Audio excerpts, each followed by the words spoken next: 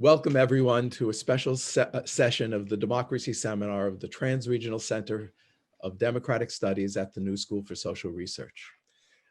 Today we will be discussing how the US elections and their aftermath are seen from outside the country, with perspectives from colleagues from Argentina, Enrique Perissotti, Brazil, Leonardo Avritzer, India, Pratap Bhanu, Mehta, Poland, Elzbieta Matynia, Romania, Maria Bucur, South Africa, Sithembile, Mbete, and Turkey, Baskin, Oran. I am Jeff Goldfarb, chair of the Democracy Seminar, and I will moderate the discussion. A word about the Democracy Seminar. It is a worldwide committee of correspondents responding to global threats to democracy using the platforms of the Transregional Center for Democratic Studies and Public Seminar to exchange reports and analyses on the threats to democracy on work being done to oppose those threats. It's an outgrowth of a semi-clandestine democracy seminar that operated in Central Europe and the United States, first proposed by Adam Michnik to me in December of 1984. Back then, the experiences and challenges we faced on both sides of the Iron Curtain were markedly different. Now, as I've put it recently, we are all in the same boat, though we sit in different places. Michnik's response to the US elections, read by Elzbieta Matynia, will start us off. Then each of the panelists will follow with brief comments on how the election results and their aftermath look from their point of view. Each will start by telling us where they are sitting now. And to make things simple, we will go around the globe, country by country, alphabetically. After the preliminary remarks, we will have a discussion.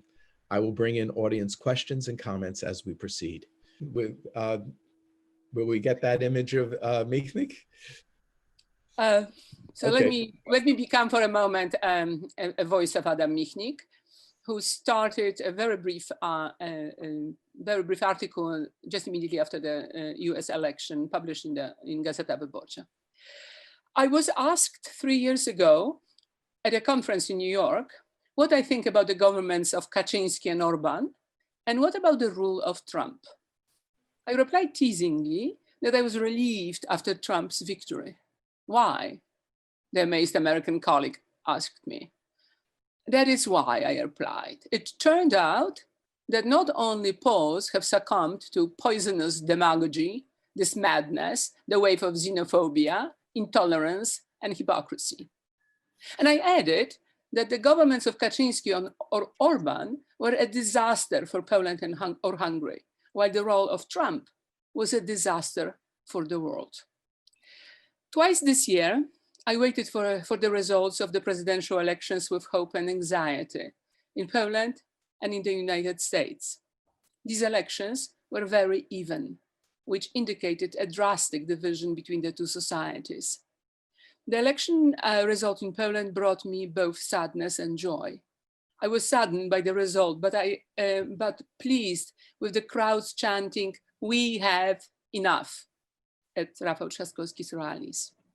Then I heard voices go away, referred to Lukashenko, that came to us from the streets of Minsk and Grodno. And now, in the last few days, I have heard such voices of civic anger and opposition from women demonstrating in the streets of Polish cities. In Washington, I saw the same faces, overjoyed with their freedom, and the same voices at the news of Trump's defeat. Today, the world has changed for the better. Congratulations to President-elect Joe Biden, Vice President-elect Kamala Harris, and our American Democrat friends. Okay, so that's what our seminar founder had to say. Now we will go around the world and start with Argentina. So please, Enrique. Thank you, Jeff.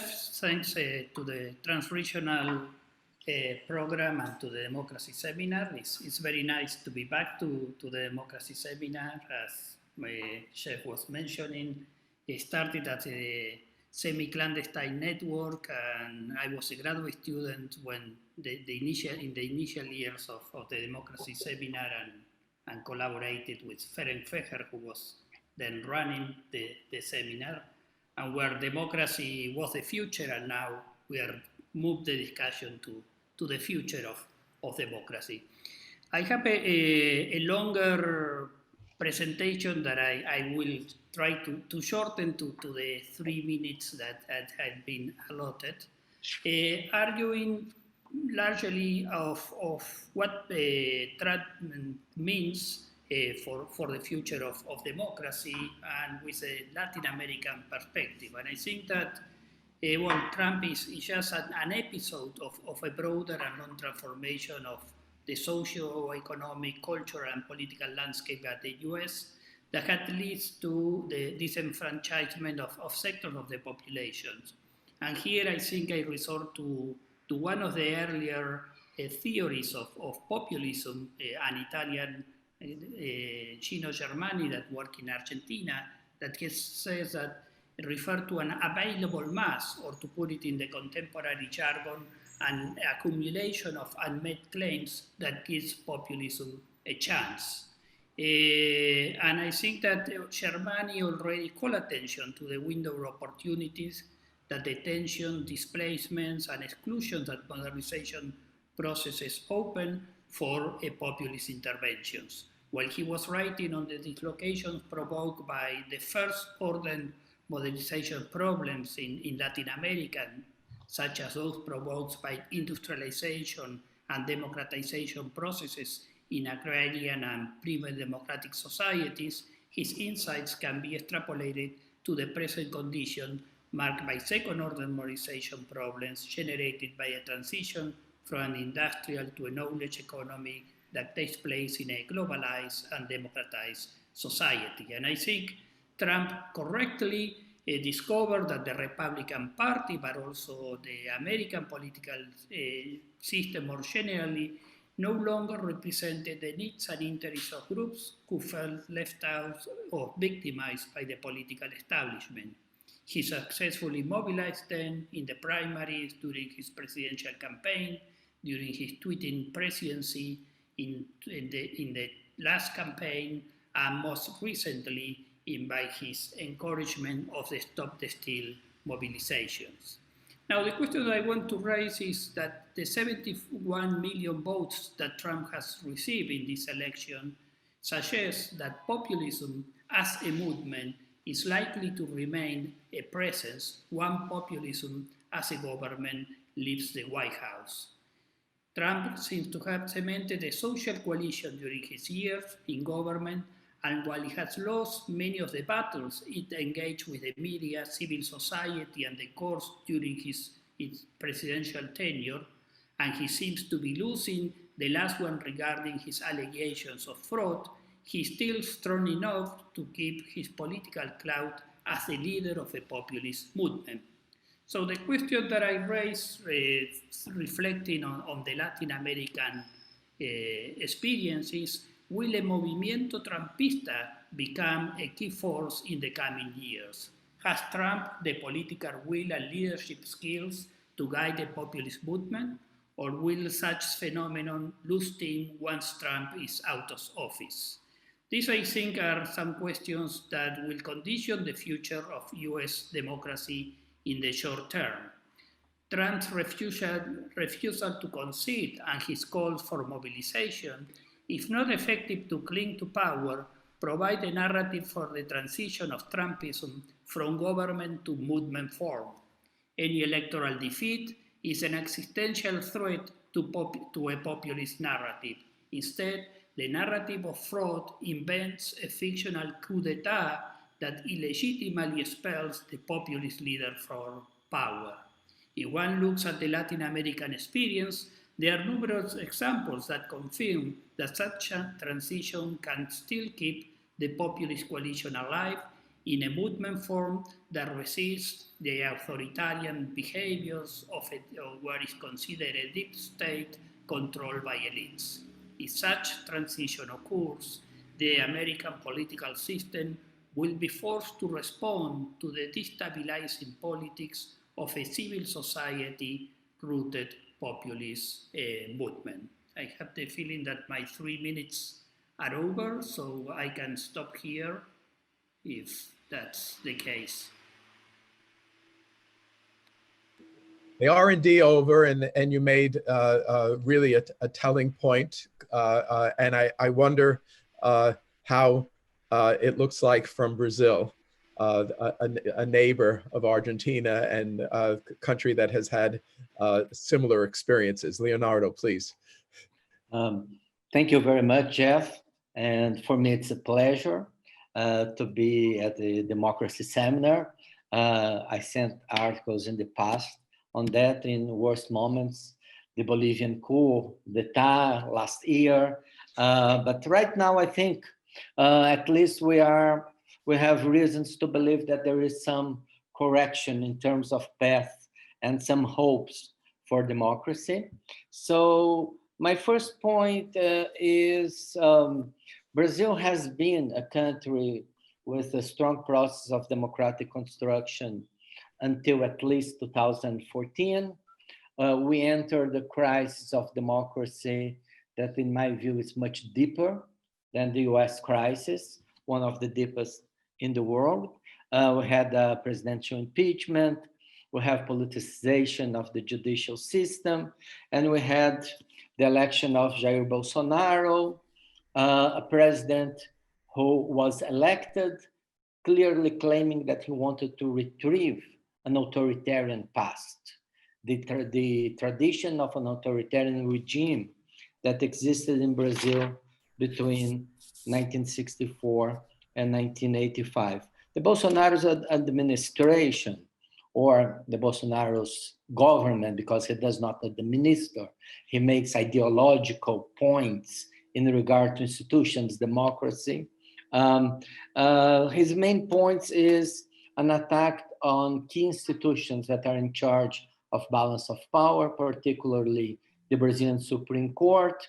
At one point in early May during the pandemics, he called the military to his office and asked them if he would have support to intervene in the Brazilian Supreme Court. So this is one of the points. A second point, very similar to the US, but in my view, much deeper, violence against the poor and the Black population. So if in the US, 25% of the people killed by the police are Black, in Brazil, 75% of the people killed by the police are Black. So we have also this same configuration, though we still don't have a social movement that tackles this issue well.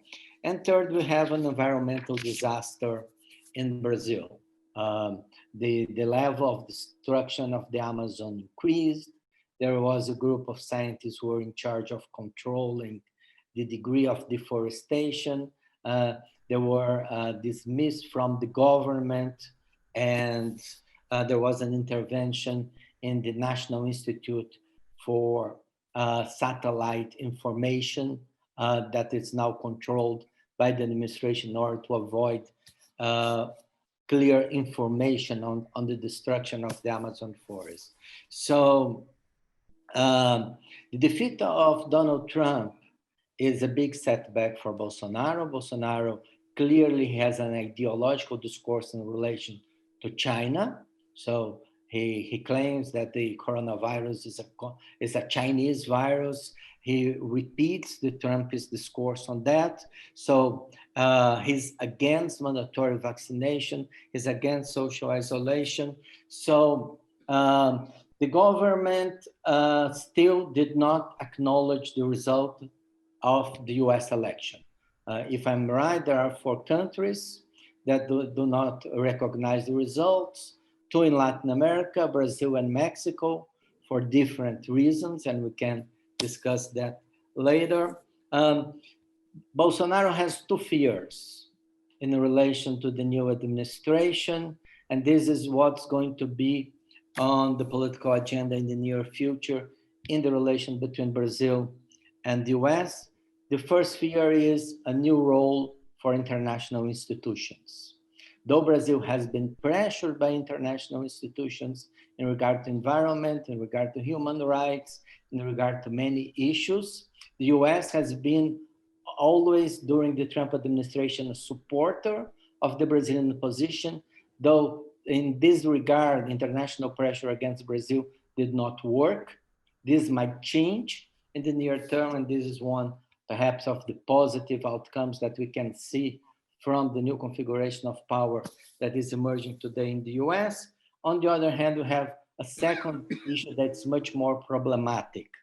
That is, Bolsonaro is already challenging the Brazilian electoral system. Brazil has an electoral system that's more organized than the American. We have an electoral authority.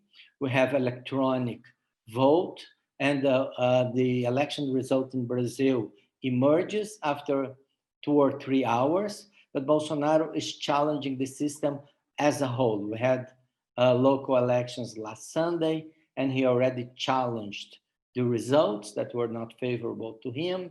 So I think that this is how Bolsonarismo will try to survive. He will not recognize the result of the US election. He'll try to export to Brazil the discourse on electoral fraud, and he'll try to get support from other right-wing populist leaders in order to challenge international institutions that most likely will be strengthened in the near future. So thank you very much, Leonardo. You started on an optimistic note, but you ended where you ended, which is troubling, and we'll discuss it. Now, please, Pratap Bhanu Mehta will offer his perspective from India. It's a great privilege to be here. I'll be very brief and quick. So first, I think there is a consensus that this election has diminished the reputation of American democracy and America around the world, even if it's tinged with a little bit of a relief at the outcome. The second proposition, I think, is there is growing consensus, I think, amongst Indian discussants of the American election, that the category of populism is less and less useful when thinking about Trumpism. That was perhaps the frame in which we understood the last election, but Trump's voting base is much more diverse, has a lot more contradictory amalgam of constituencies. And in fact, some of the kind of unmet needs of the last election, actually those voters migrated to the Democratic Party. So if you look at the turnover, and so what this moment suggests may be something even deeper and darker than populism, which is because populism in a sense exceptionalizes this moment, right? That somehow something happened in the last 5 years, which was populist. The deeper and darker thing is that, is this a return to a dominant strand in American history around racial polarization? Is it a return to a form of polarized politics where the center and left will actually find it much more difficult to consolidate power, whereas the right's electoral game will not so much be populism in the conventional sense of meeting unmet needs. The right's game will be just to ensure that the left and center find it very difficult to govern America. And Trump's holding out, at least in our reading, is not so much about, he seriously is not going to stage a coup or something. It is just an early signal that the next 4 years, the Republican Party and the right wing will have one single objective, which is to make sure that America is ungovernable. You have protests, you have, polarization, institutional logjam.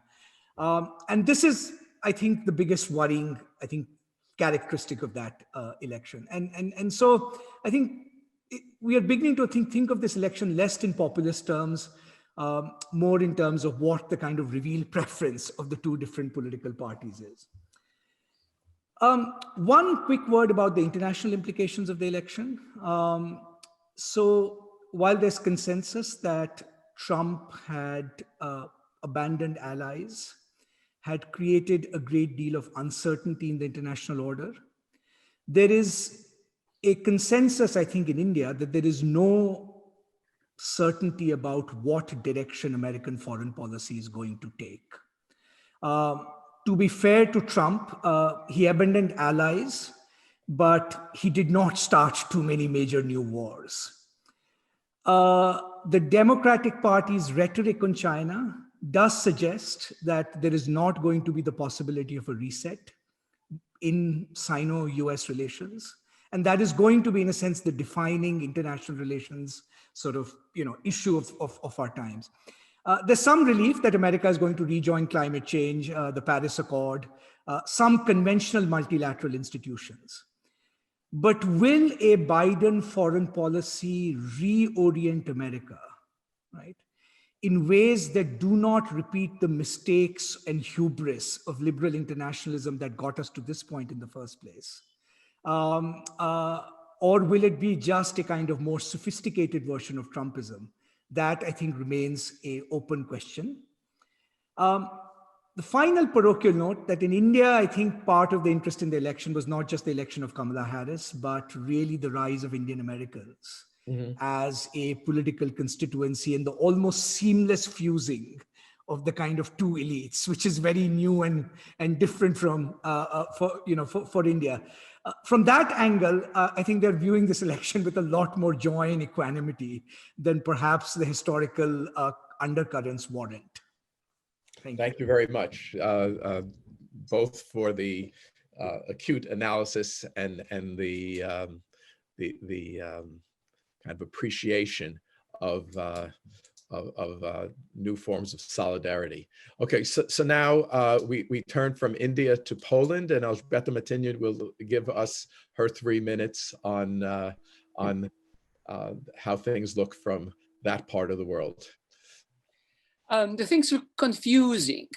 Nevertheless, if you look at the stand or position of the Polish government vis-a-vis the elections, no surprise, the Polish government remains the Trumpist government. The relationship with Trump constitutes the absolutely fundamental foundations of the grand political strategy of peace. This is that party, that's ruling party, which is called Law and Justice, strangely called Law and Justice. Trumpism gave the party the go-ahead with to a full dictatorship. 2 years ago, I've written a piece 2 years ago for social research. It's called "How to Kill Democracy," worried about the situation in Poland.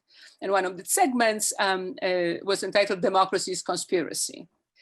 Polish Trumpism maintains that Democrats of all possible colors, whether in Poland or in the world, are the enemies.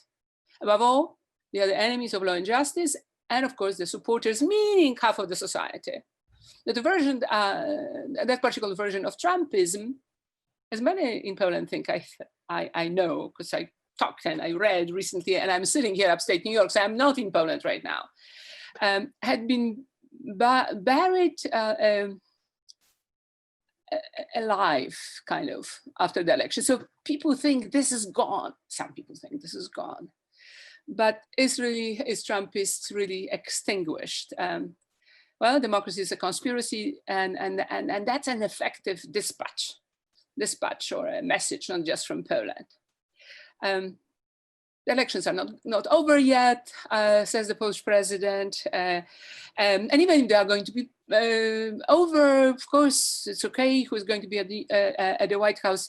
Yet we have some ideological, and he says it directly, with some ideological issues with Biden, as the Democrats are in America are the liberal left party. One word about useful idiots, which I'm sure it's kind of would relate to various places in the world again.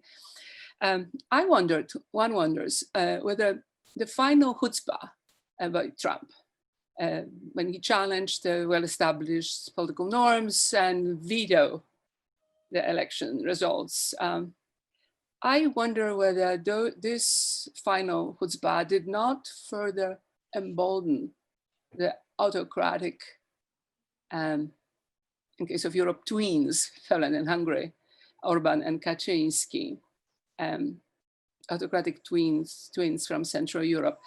Twins, just those twins, just this Monday, vetoed the budget for the EU for the next 7 years, negotiated in July. The budget, which includes considerable funds for, we would call it stimulus here, they call it the reconstruction or revival after rebuilding after the COVID. Poland is a major recipient of those funds. So one wonders, why was that done? Trump is a master, of course, in creating international crisis, and Poland and Hungary had followed his haphazard behavior. A teacher of autocrats, launching the same game against EU. Indeed, a very perilous, dangerous, and possibly self-destructive, self-defeating game. Just was mentioned, Trump withdrew from the Paris Climate Agreement. Hungary and Poland block EU COVID recovery fund. Okay, that's really fascinating, and I have to say it kind of underscores the insight coming from Pratap's or his report from India, that idea that this kind of distinctive movement seems to have one of its major projects making it difficult for people other than themselves to actually govern, to make America ungovernable, but maybe worldwide to make the center left and the left to actually present an alternative. With that in mind, I think it's Romania next. Yes, Matynia, please. Good morning, good afternoon, good evening, everybody. I also join you from the United States. I haven't been to Romania since it closed down for COVID reasons. So I'm virtually representing Romania and really speaking from a distance, just to qualify my statement. So one of the things that has not surprised me, but is clearly going on with the elections in Romania is the lack of interest. The United States is definitely becoming a less interesting outside force in terms of reporting, in terms of keeping up with all the minute sort of challenges and developments that have happened for the last 2 weeks. The Romanian president almost immediately congratulated Biden on the election. So we have a very different recognition of what's happened by comparison with Poland or Hungary, for instance. So in that regard, I think Romania feels like, okay, things have moved on. There's, however, I think a clear division in the way in which reporting and kind of concerns of policymakers have been expressed. What I've picked up on is, so in late October, right before the elections, a really huge deal was struck between Romanian, Canadian, French, and American governments to invest $1 billion in expanding a nuclear power plant that is actually on the Danube, speaking of climate change and all that good stuff. And so what will happen with this in the future, I think, is of concern to the Romanians' national security apparatus, to the generals in the Romanian army and all that. And for them, what I pick up from the Romanian media, the concern is whether this huge deal for Romania will actually be reaffirmed by the Biden presidency, right? So that's a huge thing. In terms of Trumpists, which in Romanian are Trumpiști.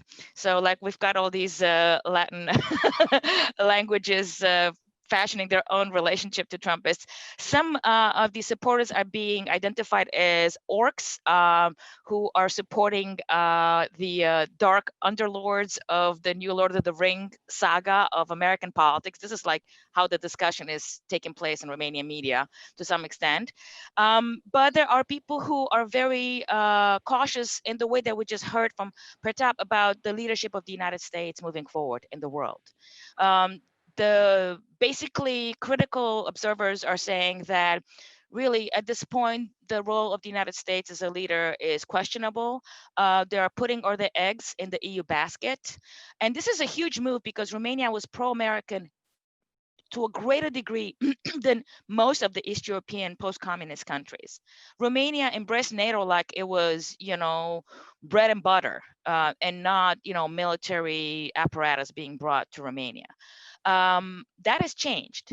This kind of embrace has changed among some of the observers. As I said, the military, of course, is more supportive for their own reasons. And also because Romania, of course, being so close to Russia, has huge anxieties with regard to Putin.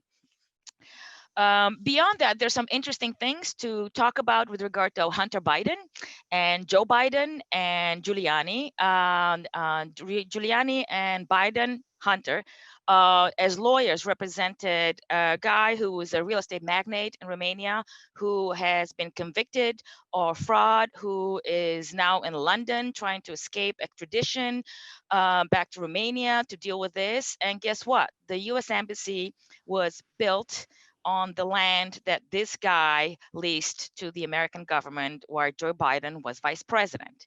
Ouch. So, you know, some of this kind of dirty dealing is going to have to come back to the surface to engage with in the future because it's not a pretty sight. But on that, you know, on that, Giuliani was definitely not on the other side of the equation as Hunter Biden. They were together serving the same master. So that's kind of, I'll just leave it at that. Basically, I think that one of the issues for me that is important with like Eastern Europe in general, not just Romania, is first of all, re-engagement with the democratic ideals of the EU and pushing and putting levels with regard to Poland and Hungary, both. You know, having a Catholic president might actually make a difference. Who knows? Maybe not. But also the formal engagement that Pratap was talking about with regard to climate change is important, although the Romanians don't seem to really talk about that, even though there's environmental disasters happening in the country, and not just about the nuclear plant, there's other things as well. And the other thing is the issue of gender justice and gender violence, which we haven't really touched on, but the disengagement of the United States at the UN and with regard to all sorts of funding mechanisms and all sorts of principles and international cooperation that really fell off the face of the earth in the last 4 years.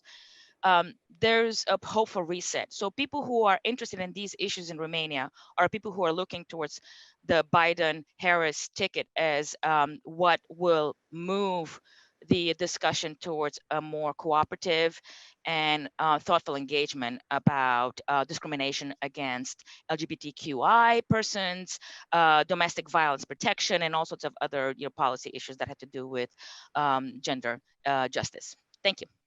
Thank you, Maria. I think that the, at least my concerns right now are overwhelmed by this kind of strange interregnum that we're in.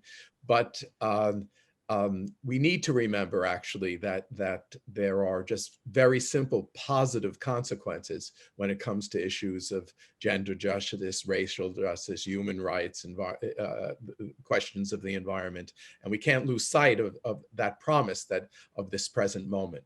With that in mind, Sithembile, please offer your insights from South Africa.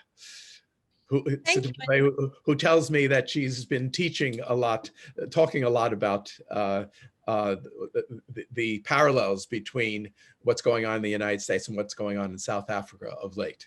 So please. Certainly. Thank you so much. Thanks, Jeff, and thanks for inviting me to this panel. It's great to be with such a great panel of speakers. And for me, thinking about watching the US election and thinking about its consequences for the continent, firstly has just brought home the reality of how difficult democracy is. Democracy is hard work. And I think that with the, with the third wave of democracy in the 90s and all these countries democratizing in Eastern Europe and in Africa, there was this sense that, well, democracy is quite easy to do. It's the obvious way of governance. And watching what's been happening in the United States as this model, that's been held up for so long for countries to achieve accountable and responsive and representative governance, I think it's been very clear to see that democracy is difficult. Having free and fair elections, maintaining the rule of law, and ensuring freedom, which are these ideals that I certainly grew up with as being obviously American, is hard. And the US has proven in the past 4 years how difficult it is to do that. And I think that that's been particularly insightful for African states to see, because so many African countries who are advised by all these democracy institutes from the US modeled their democratic systems on the United States in the 1990s. And all of these elements that exist, I think it's Leonardo who was talking about Brazil, all these elements that Africans have been told are important for free and fair elections, having a universal voters roll, having centralized elections management, having uniform rules and regulations, don't exist in the US. And so much of what we have been trained to see as democracy doesn't exist in America. And so this model democracy has been exposed as being incredibly flawed and incredibly fallible. And I see that as an opportunity that Africans need to take to say, well, actually, is the American democratic system, our Western liberal democratic systems, actually appropriate for our contexts? Because while the US election was going on, we saw all sorts of tensions in Cameroon, Tanzania. Tanzania had its election with its president winning 99% of the vote. We saw the opposition leaders being arrested in Uganda, in Zimbabwe. And so, over the past 20 years, there's also been a sense in the continent that democracy doesn't lead to positive socioeconomic outcomes. People feel more alienated in democracy sometimes than they did under authoritarian leaders. And elections seem to fuel more conflicts than they resolve. And so I see the US election as an opportunity to rethink what we mean by democracy in Africa, and to also start thinking about what kind of systems do we actually need to improve people's lives, which is what democracy was always meant to do.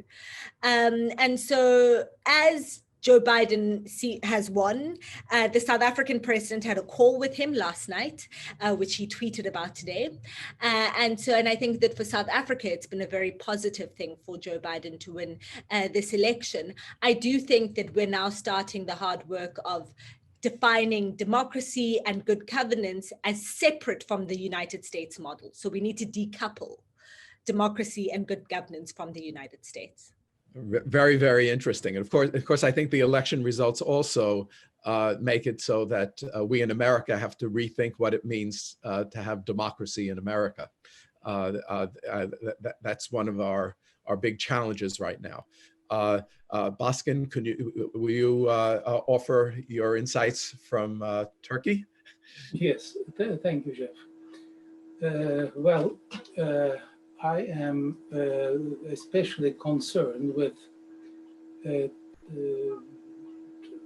commenting on the relations of United States-Turkey, or more concretely, on the relations between Trump and Erdogan. Now that Trump has gone, the situation is detrimental for Erdogan. Erdogan is an autocrat at home and quite aggressive abroad. Why is it detrimental? Because the two of them were very close pals. When we were young, some 70 years ago, we used to use the term pen pals. There were phone pals. They were talking on the phone to each other all the time. And they were very similar to each other. They concerning the use of religion in politics. They were both populists and even opportunists. They were autocrats at home, as much as their respective countries permitted it, of course. They were expansionist. Trump was expansionist worldwide, and Erdogan was expansionist only in Syria, Iraq, Libya, and Caucasus. They were both militarists in the sense that they very much liked armed friends. Trump relying on the Second Amendment, of course, and Erdogan relying on nothing but his own thought. They were both narcissistic, and we know that narcissistic people are very keen on participating in politics. They were both panicky. They panicked easily and do irrational things when they panicked. We know that they used their sons-in-law. They both ignored, when necessary, fundamental rules of their respective societies. And they both, we know that they both refuse when they lose, refuse that they lost. Now, I don't know, I'm sincere in that, I don't know what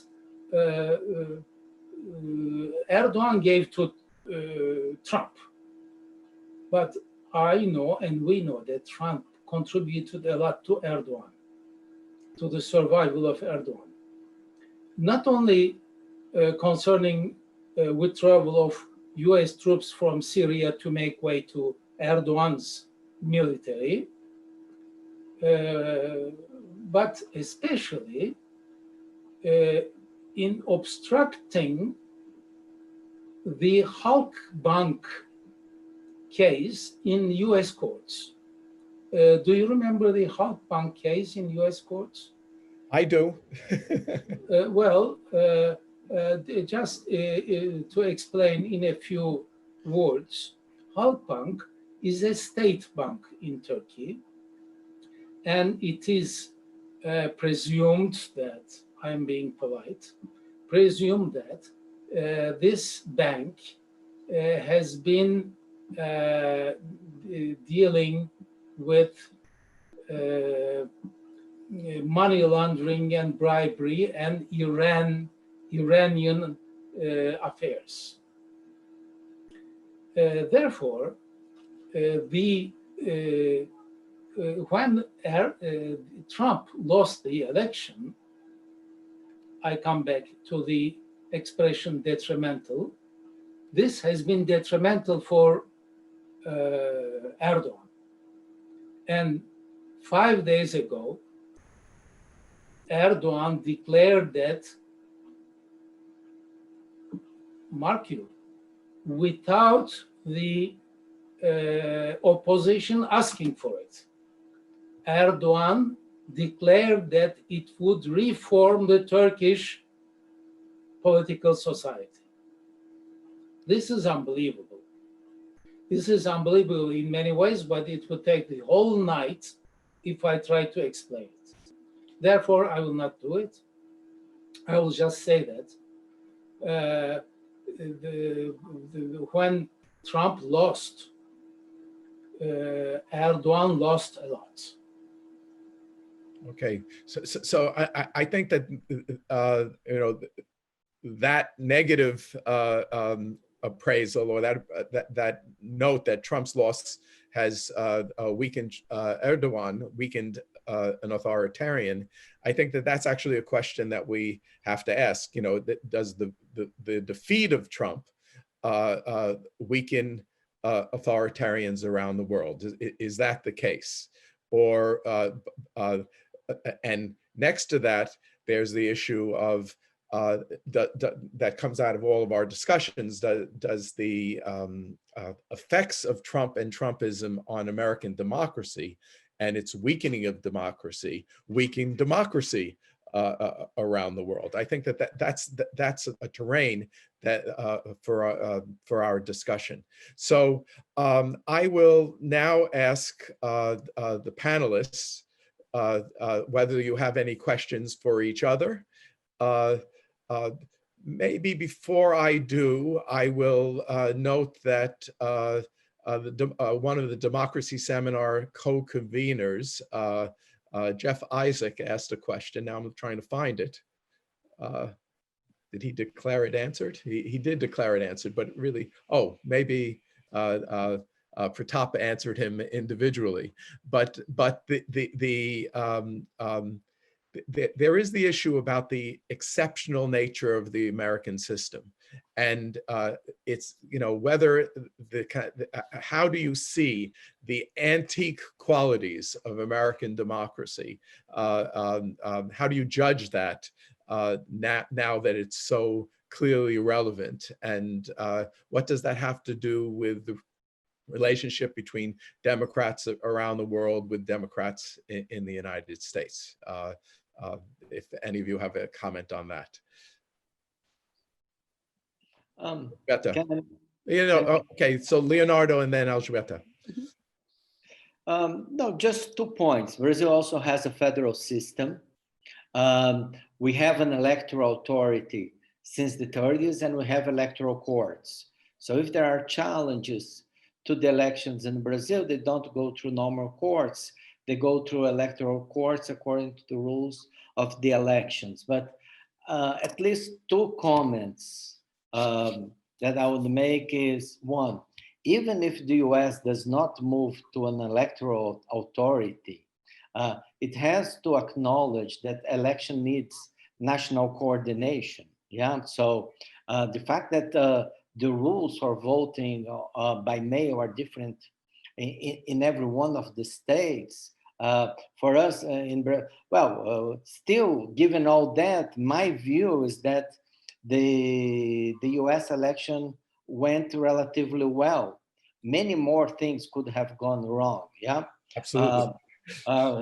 But still, I think that a democracy will have to be apprimorated if it's going to survive, because it has enemies that would not assume that it had before. Yeah, or to use the Ziblatt Levitsky framework, the enemy is within. The enemy is Trump, is Bolsonaro, part of the Republican Party, part of the Morena's party in Mexico. So we need to make democracy more reliable.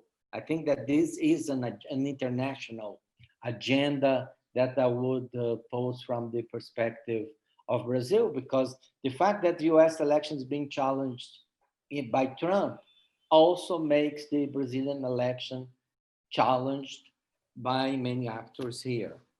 So one of the members of the audience, who calls himself Henry George, is obviously kind of convinced by some of the arguments Trump and his supporters are making that Biden is corrupt, and also that that there are fundamental problems in the American in the electoral process that gives some legitimacy to the challenges that Trump is making now to the concerning the results. And how do these challenges look like in your countries? You know, does it seem to have any legitimacy, or as it does to me, seem to be kind of empty challenges without any real substance and actually attacks on the American democratic system? Elzbieta? Yeah, so I will try to do very briefly both. One thing that I wanted to say is, yes, everybody comments, at least in three places that I try to understand in Central Europe, the kind of Baroque and difficult to understand, or Byzantine dimension of American electoral system. But what I wanted to say is something else, which has something to do with democracy and what Sithembile was talking about before. Democracy is about many things, but its enemies are above all against the rule of law. South Africa has this famously remarkable, brilliant constitution. Rule of law is key, and I think this is what the enemies are afraid of. And the crisis in European Union, which was just caused by the vetoing of its budget, is because European Union want to distribute its funds, want to link its funds to the adherence to the rule of law. And I don't know, but I think that you know, the structures, the institutional structures are different in each places. And yes, they are carved, or sometimes not, but they are usually carved to the some kind of debates, prior debates in each country. But I think that this is why we have constitutions, and the rule of law is and it's falling apart, and it's an attack against it. If we won't notice that, I think we are lost in discussing a minor difference, or differences which are important, but could not focus, or are not focusing on the center of the issue. Pratap wants to now offer his judgment. I think a couple of things on that. So one, obviously, the US electoral system is complicated and decentralized in so many ways. And particularly in issues of voter enfranchisement, I think there needs to be a discussion. On the other hand, I think the view of the whole process so far is actually, I think, a little bit more optimistic from two perspectives. One, at the local level, with the exception of this little thing in Detroit, actually at the local level, both local Democrats and local Republicans have by and large agreed with the counts. So there is this still sort of this, you know, grassroots sort of bipartisanship, at least in the process. Thus far, and I hope it's thus far. I'm keeping fingers crossed. The last poll, one of the polls suggested that at least on the legitimacy of the result, something like 80% of Americans actually think the result is legitimate. So that if the subversion is going to happen, it is going to happen, as Mbete suggested, by elites trying to subvert the rule of law. And the big question is how much of this is just simply a function of Trump in particular? Because I mean, in a sense, there is an existential crisis facing Trump. I mean, not just in terms of his kind of personality and stuff, but, you know, I imagine not only does he fear prosecution, he also fears prosecution at state level. And so you are in this situation where somebody has a very strong incentive to play an all or nothing game, which seems to be exaggerating the degree of crisis in the actual process itself. Now, how we handle this, of course, is an open question, depends on, you know, how deep this crisis goes. But on the process side, this may be much more of a Trump phenomenon than a American democracy phenomenon. So, Maria, and then I want to return to something that Sithembile said. Okay, Maria, please. So I want to just re-emphasize what Elzbieta was talking about in relation to the post-communist countries in Eastern Europe. So the rule of law was something that civil society aspired to with great hope, and looking very much to the United States as its primary example, even more so, I think, in some ways than Western Europe at the beginning of the post-communist transition. There's been a lot of struggle in terms of how institutions can become, truly embodied by the spirit of respect for the rule of law and for individual rights, and are not corrupt. And what has happened the last 4 years is a kind of permission given to some people who are engaging in corrupt behavior to do so because they're looking towards the United States, and despair on the part of those who truly want to get rid of the corruption and instill respect for the rule of law. And so to me, what we're going through right now is playing into that particular dynamic that I think is quite important, and where I really hope that in the end, the outcome really upholds the kind of values and principles that have been kind of the forefront of the aspiration of those who wanted to build democracy in those countries. That's it. Thank you. You know, this kind of underscores something that Sithembile said, and that is that democracy is, from the point of view of the continent, it's clear that democracy is actually difficult. It requires a lot of work. And I think that one thing from an American point of view is that we're reminded, we've taken for granted that democracy is essentially operationally defined by the American system. And actually what we're seeing is that the American system is actually quite vulnerable to the problems of democracy. And we're seeing the degree to which, and many of us thought that all along, but now we're seeing the degree to which that's the case now. I think it was before we went live, I was joking with Leonardo that Argentina is sort of the model for understanding what's going on in the United States. I mean, we really are at a point where the peaceful transfer of power is maybe likely, but it's not assured. And the fact that it's not assured in the United States is really striking, really striking, and indicates a fundamental problem that we have. So I think that what I take from this election is actually that critical point, that it requires work not only in the new democracies, but even in the well-established democracies. And I'll just actually make one last point.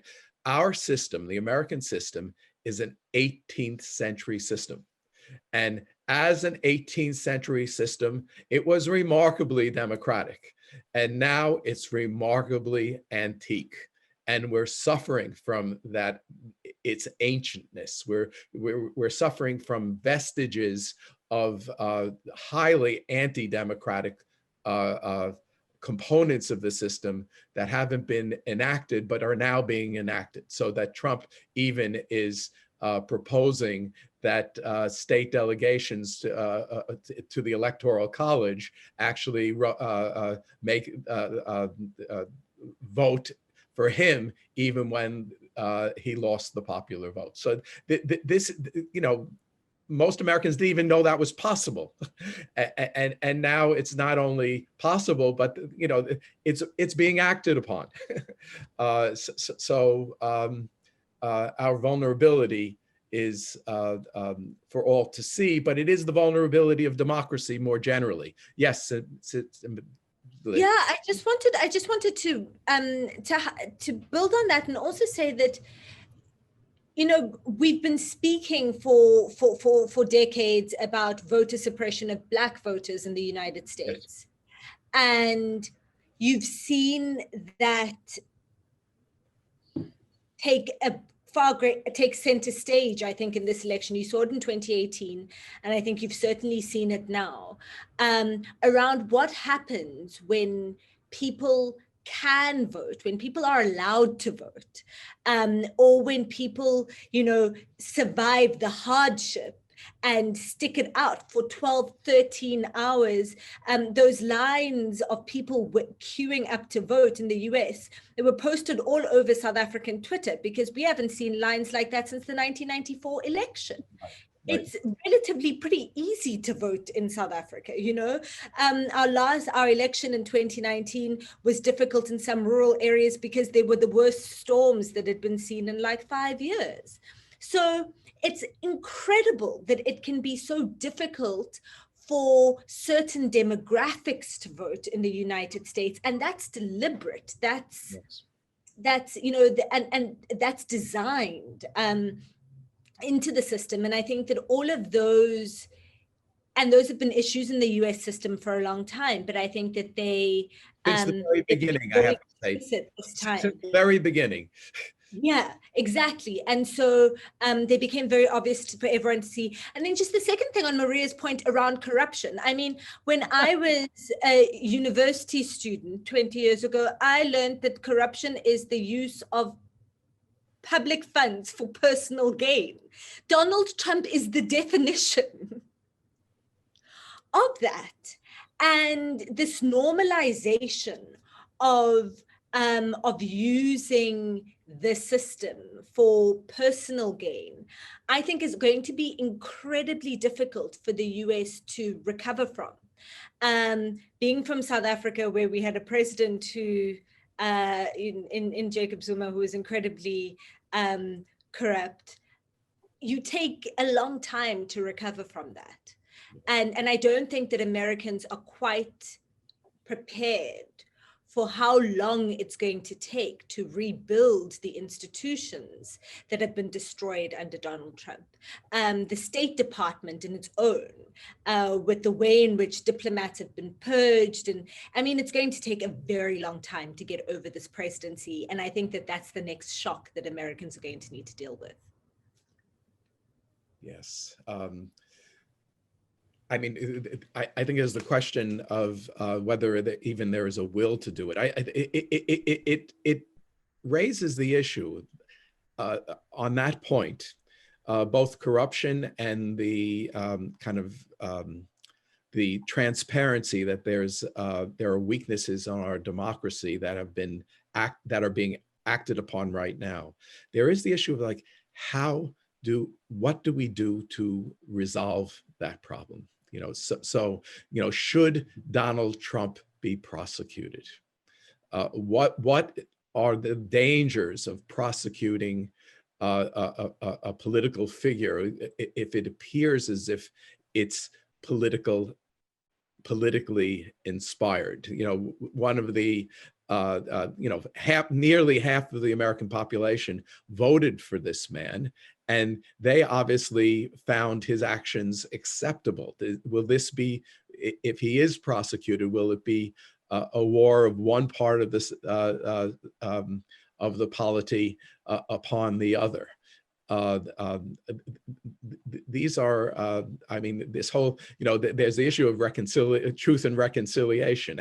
How do we deal with that, this profound transgression of democratic norms, which has been our experience for the last 4 years? So Maria knows how to use her Zoom, and she put up her hand according to Zoom etiquette. So please, Maria. I like the blue hand, terminology for sure.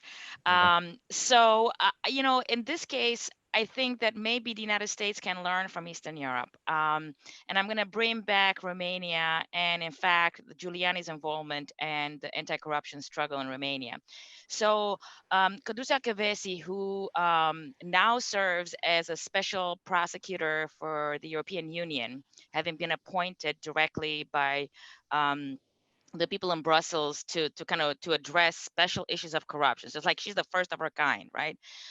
Why did she get there? Because she was appointed by a short-lived technocratic government in Romania between two corrupt governments, basically, as independent prosecutor with an independent budget that did not really hinge on the Ministry of Justice or the change in government. She had a huge, human and financial support behind her. And she managed to, if I remember correctly, prosecute at least 10,000 cases of corruption that involved both sort of really well-known financial kind of personalities, but also politicians involved in corruption, right?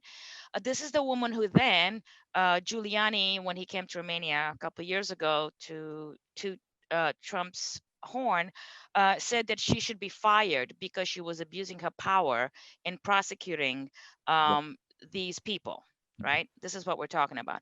And the Romanians kind of went, meh, whatever. The president refused to take her down, but then the Social Democrats, who are not Social Democrats really, forced her out through some other mechanism.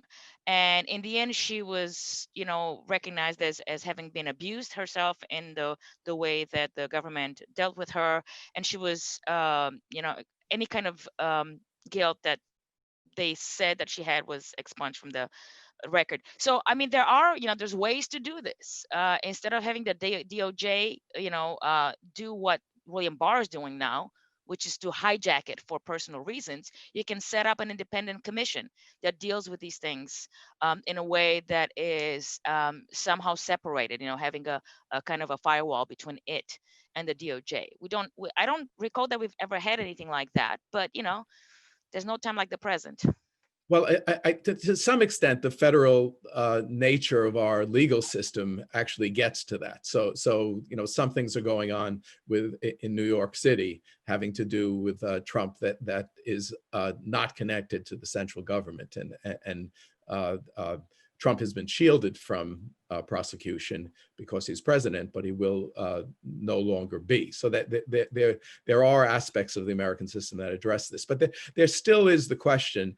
And Michal Vasecka, actually a democracy seminar participant from Slovakia, raises a very, very important question having to do with has the Trump party, has the Republican Party become the Trump party? And in trying to deal with these types of issues, the issues of execution of justice and prosecution of corruption, and the issues of compromising the American political system, following developing variations on the theme of exclusion of African Americans. Can we work on these things if they are partisan issues?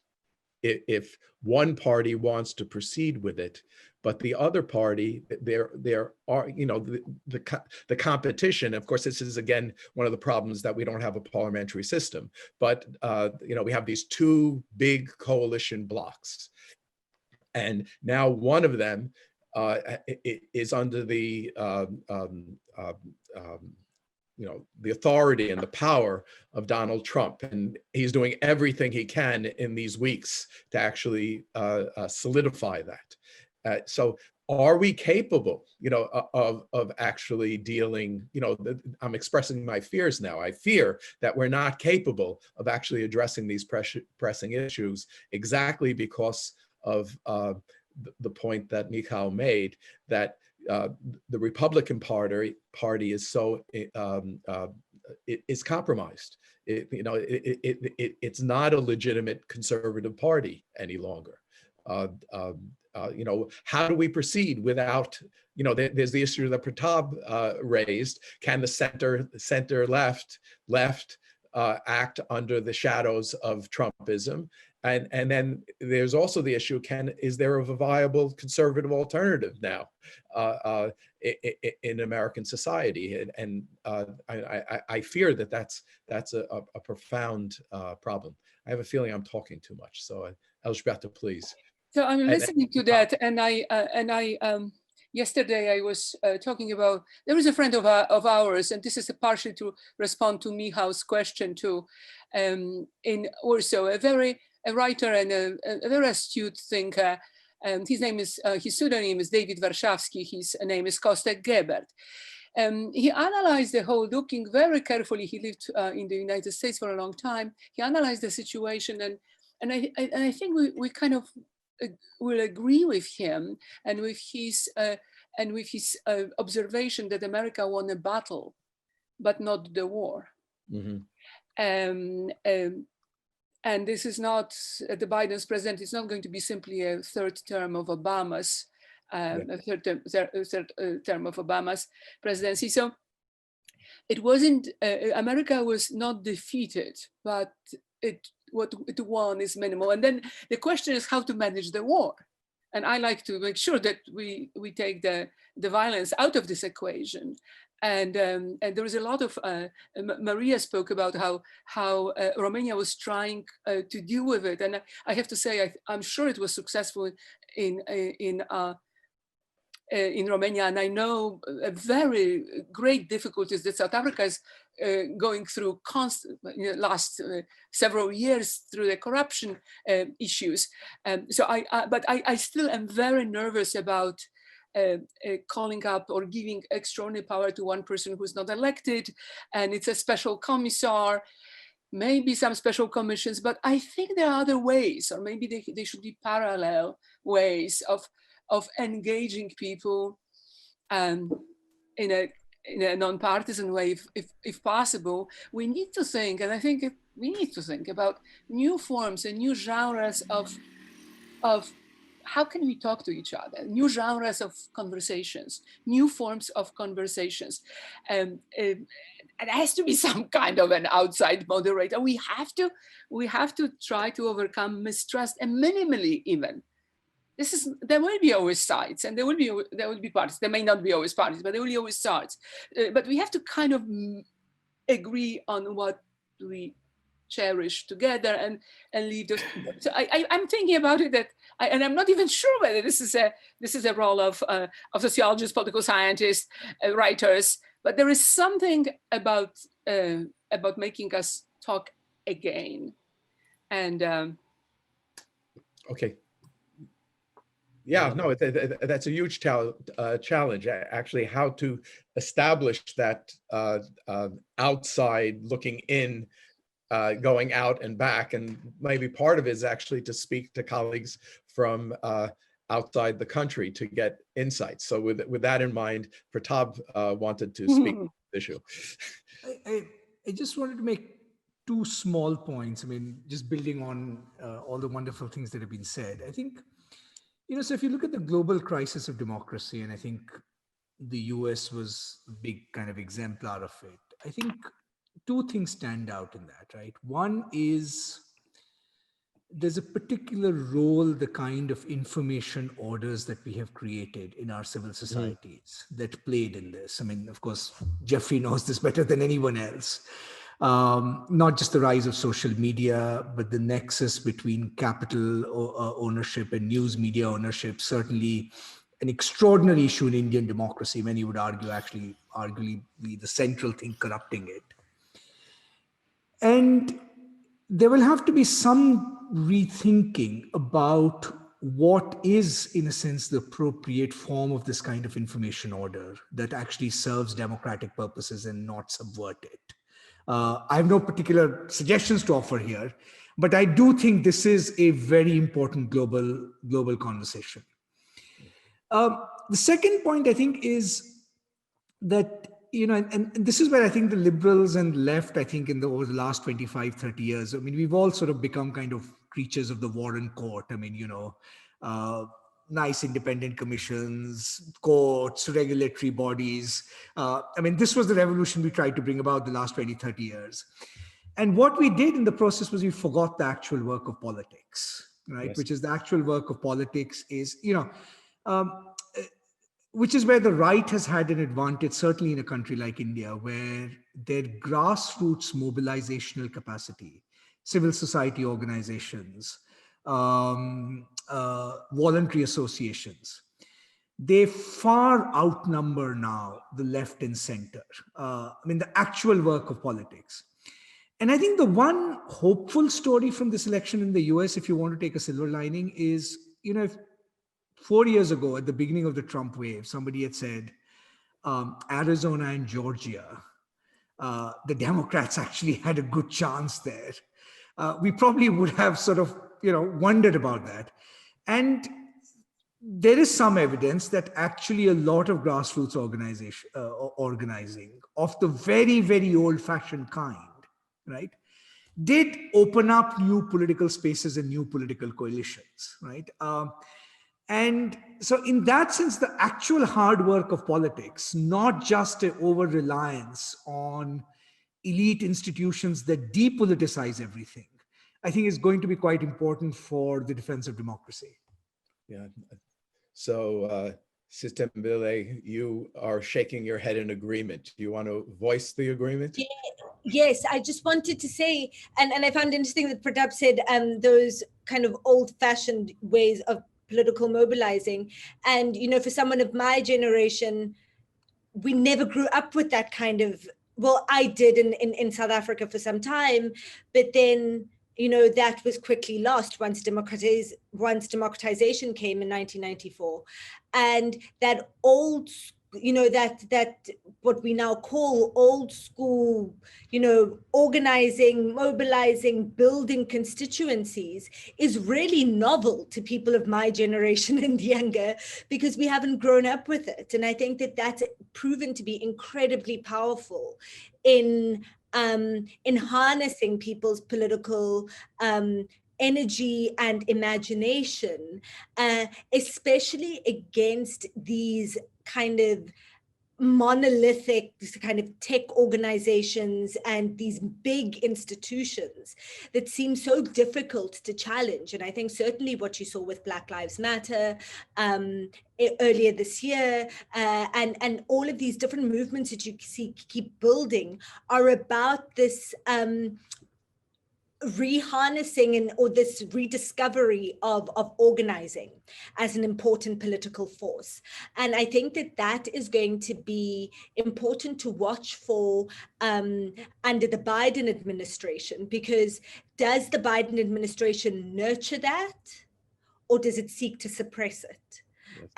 Because if it seeks to suppress it, I think that's going to then make things far worse for the United States than they are. I think that there needs to be an acknowledgement and an ownership of the creative tension between that kind of grassroots organizing and the institutionalized politics. And I think it's certainly something here in South Africa that we are thinking about a great deal, about how do we get through, we've kind of reached this plateau in terms of our democratic politics, and how do we transcend it? And I think that kind of organizing is a very important way to do so. Enrique, you have your hand up, and so does Maria and Pratap again, or no? Okay. No, I just want to reinforce something that Pratap had just said regarding that the question is it's not just Trump. Trump is actually the outcome of a series of processes that have a certain long data, both in the US and in the democracies worldwide. In the US, there are some problems of the political system, of the way that politics has adopted since the 80s and 90s, that has seriously eroded the guardrails of American democracy. And this process is actually, Trump is but a new episode, a more dramatic episode, not only because of Trump, but because we have more powerful weapons in the battles of negative politics that have been added in the forms of trolls, of fake news, etc. And I think that is a process that not only undermines the rule of law, but a process of, there were two political scientists, Gimbers and Schefter, that argue a politics by other means that resort to media possess judicialization to undermine the authority of the elected president. They were referring to Clinton and the attempts to impeach Clinton by Republicans, and I think what we find is a new moment of this process, in which the unfounded claims of fraud indicate efforts to undermine the authority of a president-elect Biden before even he gains office. So this is an identification of previous trends. At least in the past, there was at least an initial recognition of the executive electoral legitimacy. Now there is not even the willingness to grant Biden such recognition due to a concerted effort to challenge the overall integrity of the American electoral system. So it's not just the authority of administration that is at stake, as was in the case of the Clinton years, but what is being questioned now is the American democratic system. No? I think it was Elzbieta that mentioned this idea of democracy as a conspiracy, of a part of a conspiracy, etc. And therefore, I think that the future of democracy cannot be going back, restoring what has been broken. That's a common critique of populism, of restoring a rule of law that has been broken. But I think that we have to reinvent democratic representation. And I think there are a lot of problems with the performance of democratic institutions, the democratic deficits, the oligarchic tendencies in many democracies, particularly in the US, that has to be part of the answer, or how to move from this stage to a novel stage in the practice and the exercise of democratic representation. So Maria and then Leonardo. Thank you. I'll be quick. So in addition to what you just said, Enrique, and I very much agree with you, I think a big challenge for us right now is the weight of identity politics right now in the United States and around the world. We have been going through a process of, let me put it this way, starting to see each other and systemic forms of discrimination along identity. And it is a necessary process to fully comprehend how forms of discrimination are connected to identity. But I think we need to also start moving more forcefully in the direction of constructing alliances and being able to not just see each other, but to work together and to find ways, back to what Elzbieta was talking about, talking to each other, but listening to each other is also the twin component of that. And to understand that the art of politics is about compromise. It is about getting what is possible done and not just holding our breath until what we really want will come along. There's a lot of that going on right now. And I'm looking more like towards, my peeps rather than what's happening with, white nationalists, for instance.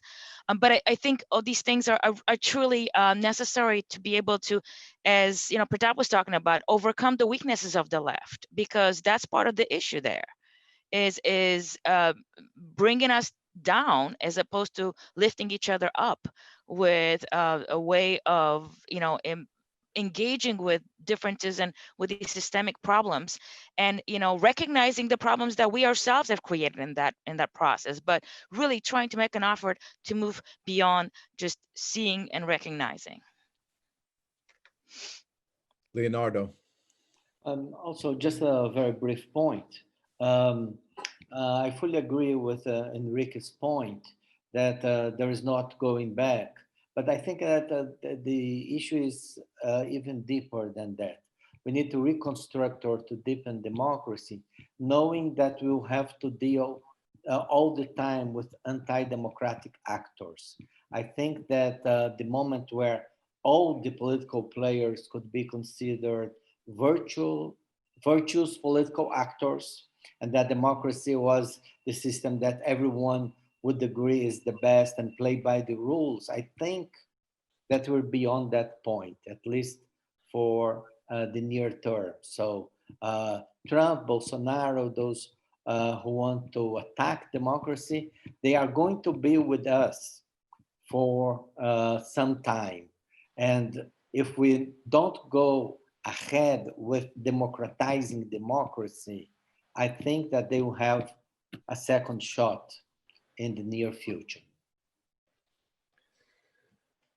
So I want this commentator, the member of our audience, Henry George, is critical of all of us, and especially me.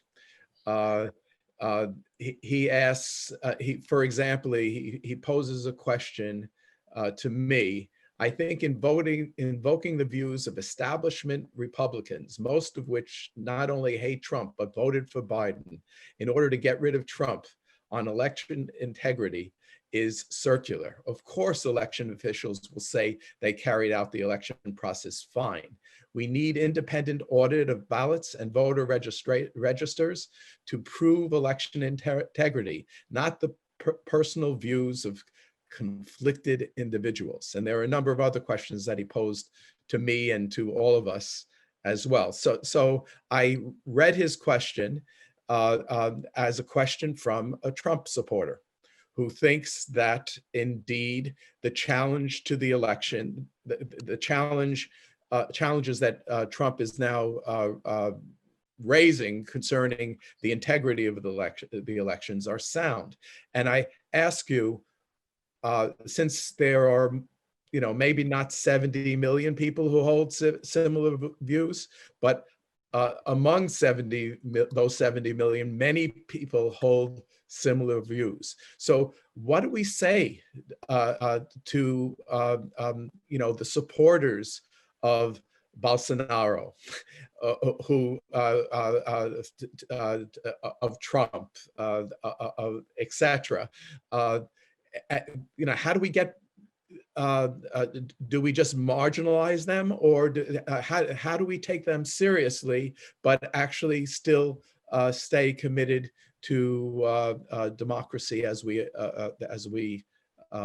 perceive it? Do people have ideas? Okay, Maria.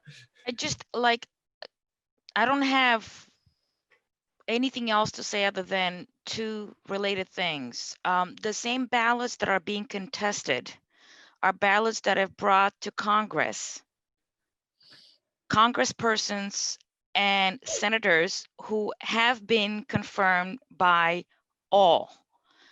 It's the same ballots, folks. Right. So okay, unless you're gonna contest all of that, I don't understand how one separates because of how these ballots are cast and how they're verified.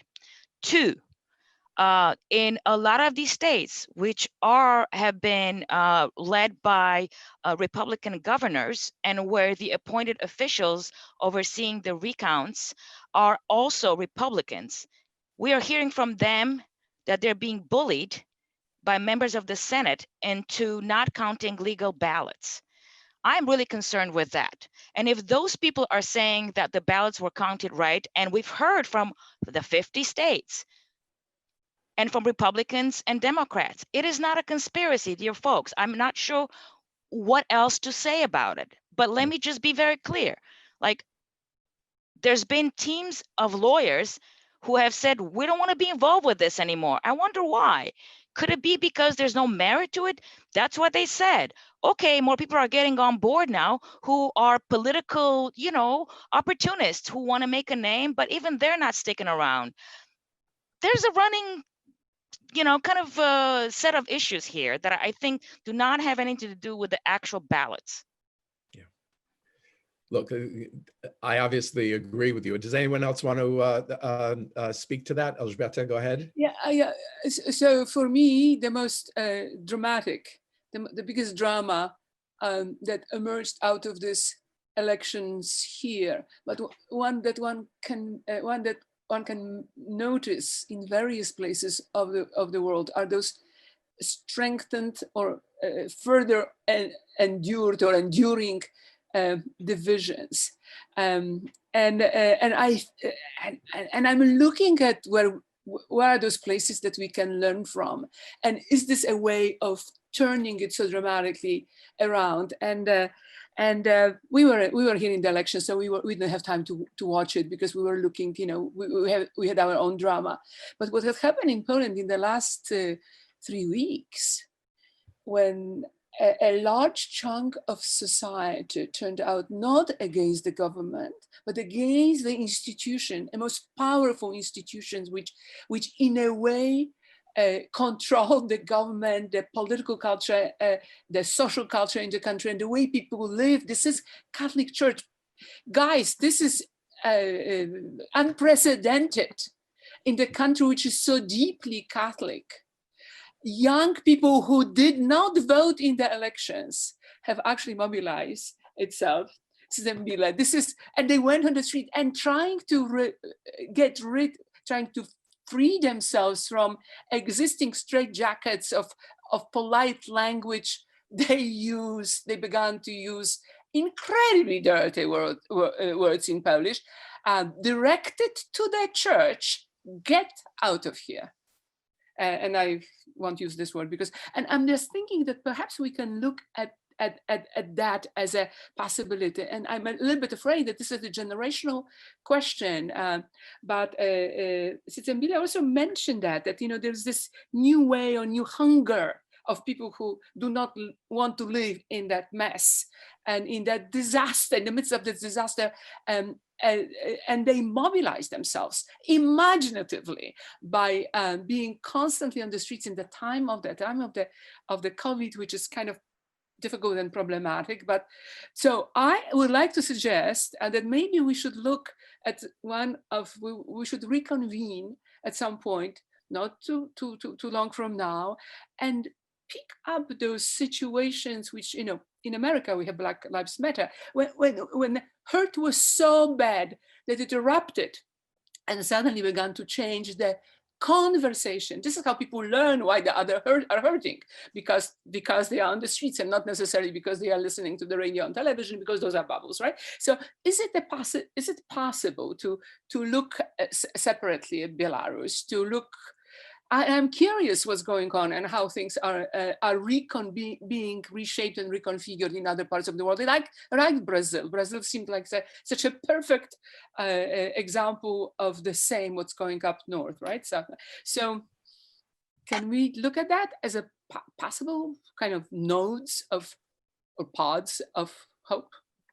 Well, I think the answer is yes, and I propose to the panelists and also the people in the audience to write to me or to the Democracy Seminar, and I trust that Lala will post the email addresses about specific topics that we could use to follow up on this discussion, that we could explore following up on this discussion. So that what search for hope. In search for hope. And I also want to say to the to everyone that the question and answers are accessible, and to consider the questions of Henry George, who is skeptical about our judgments. And I'll pose the question of whether the issue actually has to do with factuality. You're corrupt, no, you're corrupt. At some point, we have to actually look at, as archaic as the term seems, look at the facts and really confirm or disconfirm the charges of corruption, the charges of the electoral system being rigged. I think the evidence is overwhelming. Evidence, not opinion. The evidence is overwhelming that the elections weren't rigged. But we have to pay attention to the facts. And I think my own proposal might be that another theme that we might follow up on our discussion is a discussion about the role of factual truth. in our politics, and the confusion of opinion with facts or with truth. I don't know if the term post-truth is that illuminating, but there's something to it. And I'm hoping that we can figure out a way to be in a post-truth era. So I'd like to actually close. The time is running out, or we're even over time a little bit. Megan Hess has a question, and I think that I'm going to just read it and then maybe make a brief comment about it and then ask others to address it. She writes, she asks, Trump has largely excused and enabled white supremacy, which has had problematic effects on society. There exists real and true issues pertaining to racial justice issues, especially as it relates to police brutality that Trump has turned a blind eye to. How might this improve with a new president? Will it? And I would suggest that the idea of continuing social movements and mobilization is a key to answering the question in the affirmative, or suggesting that it might improve, but that continued social movement is necessary. But also something we haven't addressed, and that is the kind of rhetoric of protest and the rhetoric of politics. How do we kind of speak to each other and then make demands upon authority? And then how does authorities speak to social movements in a way that's understandable, not only to us in a specific social movement, but to a broader society? I think that that's a tremendous challenge that needs to be critically addressed. So I've started answering Megan's question. I think the logic of our discussion, our whole discussion actually starts addressing it. But I ask each of you, whoever would like to speak, to make a final statement with Megan's question in mind. Maria. So Megan's my student, and I'm so grateful that she's participating. And I'm about to start crying that a 20-year-old is spending her afternoon doing this. I think there's hope in that, in terms of mobilization from below. This is what's going to hold our feet to the fire, is the younger people who are mobilizing, and they're not standing down anymore since May of this year. So that is my hope for the future. What we can do is, I think, my fantasy is a thorough reassessment of how police departments are in this country, in the United States, inhabited, and a thorough kind of investigation. The FBI has a lot of stuff that they've already done in this direction with regard to the infiltration of white supremacists in the police force. And I think if you start from there, you're signaling that you're leading from the top in this direction of anti-racist change, and kind of creating a zero tolerance policy for this sort of domestic terrorism, basically. So that's my hope. Is it going to happen? I don't know, but I'd like to see it happen. Well, we have an opportunity to act upon it. Whether we will it is another question, and we can't be sure of being successful, but we have to act as if it's possible. Anyone else? Any other final statement anyone would like to make? Elzbieta? So it appears as though from all of our presentations and reflections that the despotic power of the party leaders around the world was successfully consolidated and further strengthened. But I think at the same time, really, as a parallel, you can see those outbursts of movements, but it's really not just movements. And I don't even have a a name for it, good name for it, which are announcing or are indicator of a possible turn. So I like us to be hopeful. I like to be hopeful. Look, it's not only movements, it's also election results. Biden won. Right. Trump was defeated. Right. And so the picture of autocracy, we're now operating in a different world. And we need to take care of removing the teachers of despotism and teachers of dictatorships and the teacher of other dictators. And this is what happened in America. That's a good beginning. I think it's a great beginning. And the United States, apart from the exuberance, the United States has been humbled by this experience, and that's probably not a terrible thing. As we meet each other to discuss democracy from different corners of the world with a sense of common purpose, but also with a sense of our particular the particular problems we have to face, and with a commitment that we need to, as scholars, intellectuals, commentators, we need to talk to each other, and we also need to talk to our fellow citizens in understandable ways. And that was the kind of initial stimulus for the existence of the Democracy Seminar. And I hope that we continue working on it together in the near future. So I thank you all for a remarkably interesting conversation, and look forward to working with you in the future. If any of you or anyone in the audience wants to write something in response to this discussion, we will very gladly publish it on the Democracy Seminar sites. Yes, Pratap, are you indicating you want to say something? No, okay. So with all that, thank you everyone. Thanks to the panelists, and thanks to the audience for listening to us, and see you next time. And maybe in the coming days, we'll be absolutely assured that the election is over, and we will have a peaceful transfer of power, which should have been, which we did take for granted, and now we actually have to kind of wait for. Thank you.